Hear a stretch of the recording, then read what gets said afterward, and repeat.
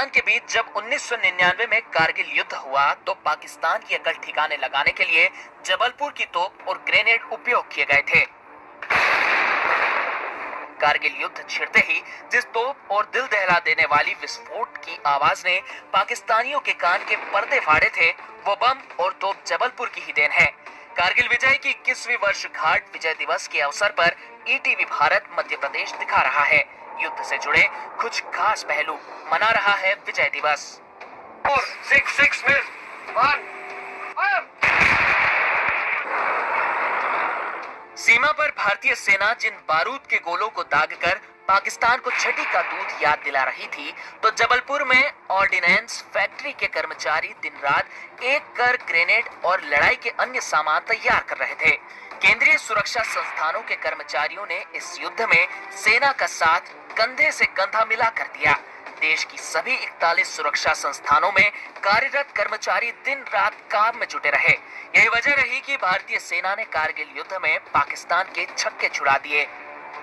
जिस समय कारगिल युद्ध हुआ था उस समय सेना के लिए गोला बारूद बनाने वाले कर्मचारियों ने अपने अतीत को याद करते हुए बताया कि जो भी आयुध निर्माणी में गोला बारूद बनते हैं वह 100% भरोसेमंद होते हैं।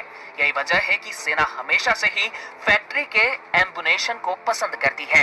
रिटायर्ड कर्मचारी भैरव प्रसाद ने बताया है कि जैसे कारगिल में भारत पाकिस्तान का युद्ध शुरू हुआ, वैसे ही कर्मचारियों को गोला बारूद बनाने का टारगेट मिल गया था। की लड़ाई छिड़ी हुई थी, दूसरी तरफ हमारे लोग के पास प्रोडक्शन का टारगेट था, तो मेन तो था टारगेट देना और माल की गुणवत्ता को बनाए रखना। उसके आधार पर हम लोगों ने सभी कर्मचारियों ने मिलकर सारी आयुध निर्माणियां जहां पे एम्युनिशन का कार्य होता है वो सब कार्य भली भांति किया। भारतीय प्रतिरक्षा मजदूर संघ के पूर्व राष्ट्रीय अध्यक्ष नरेंद्र तिवारी ने ईटीवी भारत को बताया कि जबलपुर के सुरक्षा संस्थान सिर्फ कारगिल युद्ध नहीं बल्कि हर युद्ध में अपना बराबर का योगदान देती है। जब युद्ध का बिगुल बजा तो सभी फैक्ट्रियों के कर्मचारियों ने ना समय देखा और ना ही ओवरटाइम, बस लगातार काम करते रहे। और जिस समय लड़ाई चालू होती है, चाहे कारगिल की लड़ाई जब चालू हुई, तो यहाँ पर लोगों ने न समय देखा, ना कुछ देखा, ना ओवर टाइम देखा, लगातार काम किया और बराबर यहाँ से एमुनेशन बना बना के वाटर तक भेजा। और उसी का परिणाम ये हुआ कि भारत की सेना ने पाकिस्तान के दुश्मनों के छक्के छुड़ा दिए और बुरी तरह से पाकिस्तान को हार का सामना करना पड़ा। ऑर्डिनेंस फैक्ट्री खमरिया खासकर जो भी सेना को आवश्यकता पड़ती है, जिस तरह का भी एमुनेशन, छोटे से छोटा और बड़े से बड़ा, सब उपलब्ध कराती है। जबलपुर में केंद्रीय सुरक्षा संस्थान की 4 फैक्ट्रियां हैं। इन फैक्ट्रियों में सेना के लिए बड़े से बड़े बम, वाहन और तोप का निर्माण होता है।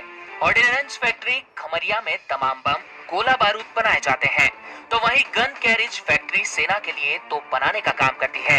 देश की सबसे ताकतवर धनुष तोप का निर्माण भी यहीं किया जाता है। इसके अलावा सेना के बड़े बड़े वाहनों का निर्माण जबलपुर की व्हीकल फैक्ट्री में होता है।